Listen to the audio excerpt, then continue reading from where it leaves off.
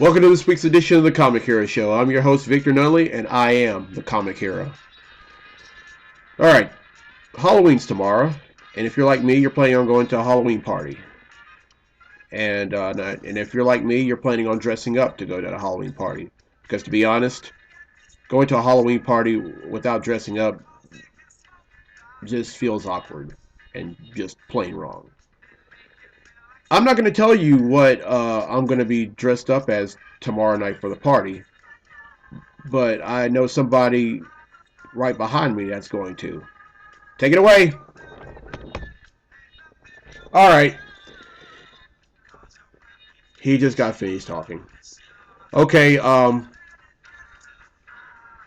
ULM won their homecoming game last Saturday, 38-10 against Georgia State, and tomorrow night they're going to really be put to the test when they play Troy in Troy, Alabama. It's going to be an away game for the Warhawks, and well,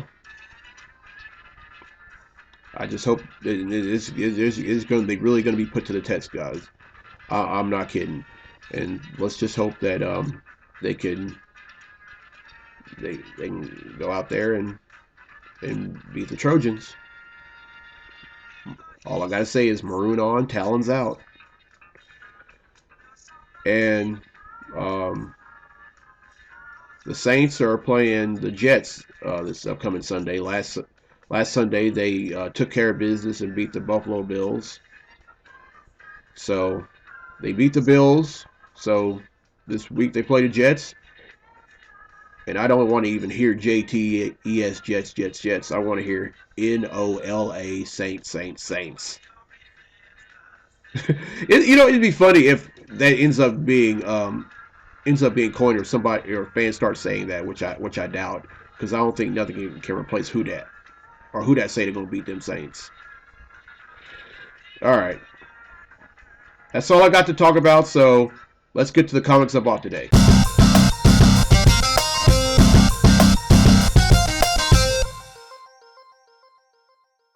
Up first, we have Cable and X-Force number 15.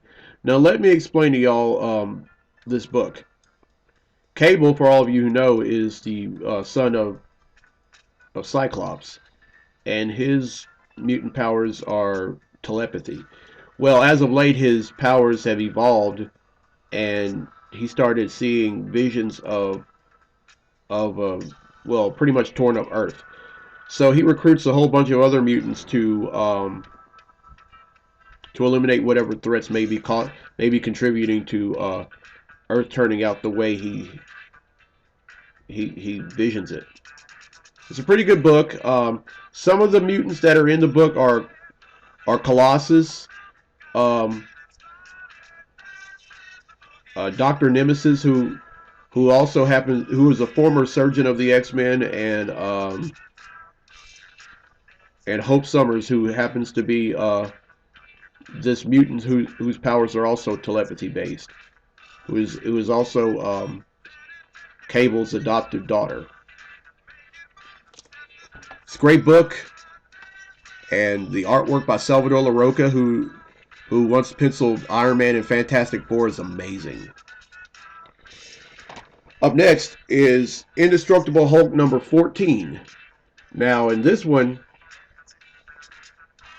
um, the Hulk, or should I say, Dr. Bruce Banner finds out that there have been, rifts in time, and there have been all kinds of different creatures and people and other historical people from different timelines coming into the present day, and the Hulk is there to send them back to where they came from.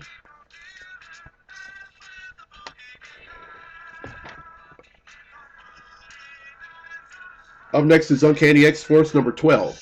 Now, Uncanny X-Force is this is this book is pretty much the opposite of the Cable and X-Force book. This book pretty much um, all of them are all based in Los Angeles, and they're pretty much a black ops team. And they get they find a threat, they kill it, they get gone, and they try not to get seen while doing it. And some of the characters in this book are Psylocke, Storm, Puck from Alpha Flight, um, and Bishop. Of course, Bishop is the another, like Cable is another X-Men from the future, and he comes from a future where all the mutants are held in prison camps and have the letter M tattooed on over their eye.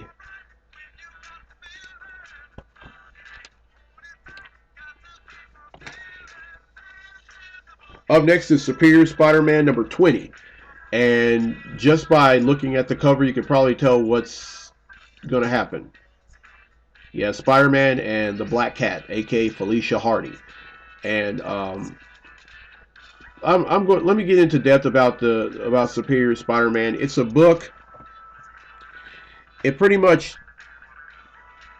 All right, Dr. Otto Octavius, who is also known as Dr. Octopus, switched minds with Peter Parker, and Peter Parker dies while in Otto Octavius's body. So now he's going around as as both Peter Parker and Spider-Man, and he's not doing villainy or anything, but he's fighting crime, but in a way that's kind of out of character with Spider-Man, and he's been confronted by the Avengers for it, because after all, he is a member of the Avengers, and he's been having love interest with Mary Jane Watson, uh, with a college professor, and also, and judging by the cover of that book, the Black Cat. So, but it's a great book. Although a lot of people I know don't really like the book because of the whole moral standpoint. With Otto Octavius as both Peter Parker and Spider Man. But you know what, I see Peter coming back. I don't know how, but I just see him coming back, and he's not going to be superior anymore, and hopefully he'll be amazing again. Up next is Scarlet Spider number 23. Now this is a story arc called Into the Grave, and it's pretty much talks about Craven the Hunter wanting to hunt down the Scarlet Spider, and he finds out that he's in Houston, and he flies all the way to New York, or rather travels all the way to New York just to kill him. Because to succeed where he failed at when he tried to kill Spider-Man. Now let me explain the Scarlet Spider. The Scarlet Spider is a clone of Spider-Man, except his first name isn't Peter; it's Kaine. Kaine spelled Kaine, and he was at first Kaine was a killer. Was an evil doppelganger of Spider-Man. He was a killer. He went around killing folks, but at the same time he was also dying. But not too long ago, Spider-Man gave him some kind of serum that cured him of his degeneration, and ever since then he's promised Spider-Man that he would use the same powers that Spider-Man has to do good. And there have been a lot of and he's even relocated to Houston to to live a new life, and it hasn't been easy. I mean, he's been tempted. I mean, he's been dealing with all kinds of temptation, but don't we all? All right, up next is Avengers number 22. This is a tie-in to Infinity. As I've explained before, these Avengers are out in space, going after Thanos's, the folks associated with Thanos, and stopping them from Earth. Although some of them have already gotten there, they're just not letting. They're just hope. They're just not. They're just up there not to not allow Thanos and some of the bigger baddies on Earth. Up next is Detective Comics number 24. Now, in this issue, Batman goes up against a villain named Wrath, and he's pretty much trying to rule Gotham, but he's doing it in a way in which he has to kill bad guys, and Batman is totally against killing, because after all, his parents were murdered, so He swore to defend Gotham City without, and not let anybody die. And he doesn't use guns either. And he doesn't like it when other folks use guns. And speaking of Batman, next up is Batman number 24. This is the conclusion to the 0 Year story arc, which talks about the origin of Batman, or rather, a retelling of the origin of Batman, this time in the New 52 universe, or according to the New 52 universe. And, well, it's completely different than what we all know. I mean, yeah, his parents do get killed by some guy in a in an alley in Gotham City. That doesn't change. What does change was the way he became Batman.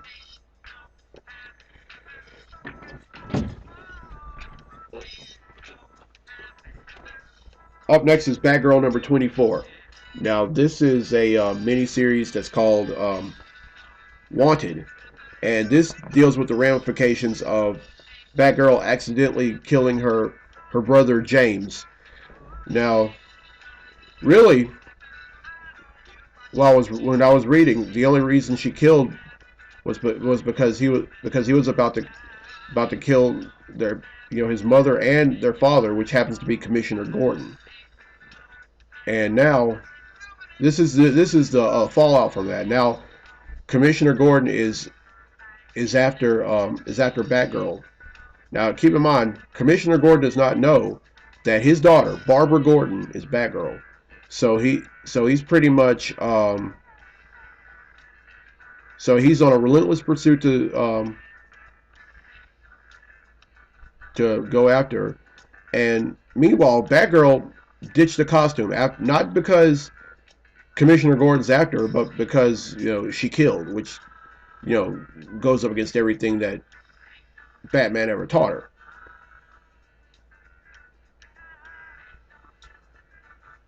And up next is X-Men Battle of the Atom number 2. This is the conclusion to the X-Men Battle of the Atom story arc. And let me tell y'all, from what I've read, it's the good X-Men of the future versus the bad X-Men of the future, with the X-Men of the present and the past caught in the middle. Of course, what I mean by the X-Men of the past is that the Beast ended up going back in time and bringing the first 5 X-Men, including the past version of himself, to Earth and back to the present day, just so they could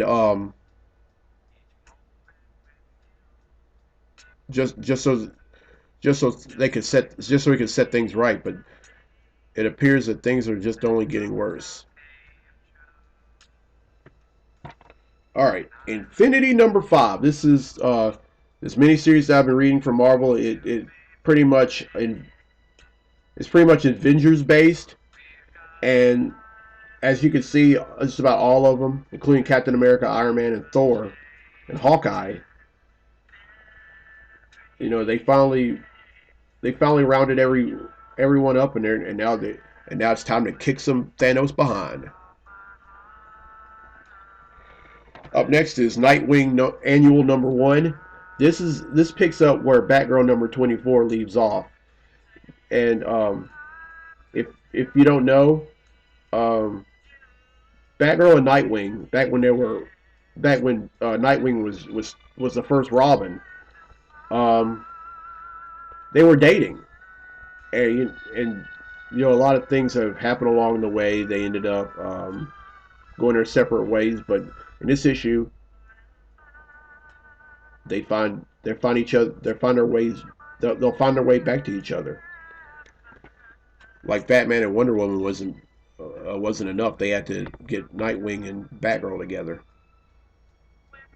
That's comics for you. All right, next up is Action Comics Annual number 2, and this one is a new story arc called Krypton Returns. It's where Superman, Supergirl, and Superboy find out that Krypton somehow lives. Now, there was a story arc about a year ago, or a little less than a year ago, that had something to do with this villain named, and excuse the expression, a villain named Hell, who happened to be a Kryptonian who was exiled into the Phantom Zone. Well, he tries to come back and resurrect Krypton, but Superman, he figures out, that there's something just isn't right about that.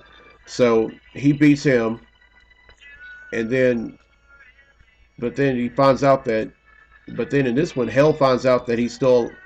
I mean, Hell comes back and he. Well, the thing is, I haven't read this book yet, but I'm going to as soon as the show's over, and when I have time next week in next week's show, I'll let you know what happens. All right. Next up is Green Lantern Annual number 2. This is the conclusion to the Lights Out story arc that began in Green Lantern number 24. Well, we find out at the beginning of it that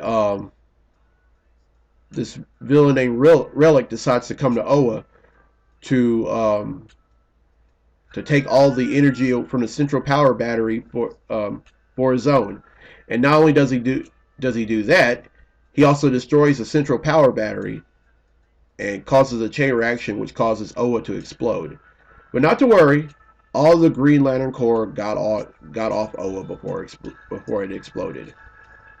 And now what they're trying to do is they're trying to find Relic and pretty much kick his butt. But then Kyle Rayner and the Guardians found out that it's better not to kick Relic's butt, but to help him. I don't get it. I mean, I've read Green Lantern number 24, Green Lantern Corps number 24, Green Lantern New Guardians number 24, and Red Lanterns number 24, and I still don't understand. But hopefully this will all there will be some explanation to all this in the Green Lantern Annual number 2, and I'm looking forward to reading it. And last is Teen Titans Annual number 2. This is I've been waiting to read this for months, because this time Superboy, who happens to be a Teen Titan, goes up against the person he was cloned from, which happens to be Superman and Lois's son from an alternate reality. And it's I tell you, some of the things that that DC has been coming up with since this New 52 universe started 2 years ago, it fails to surprise me. I mean, well, it does. Okay, well, not surprise, but it. I'm just completely blown away from it. I mean, it surprises me every week. It it fails to disappoint. That's the word I was looking for. All right, well, that's 15 books I bought today, which brings the total so far to this week up to 5,970 comics.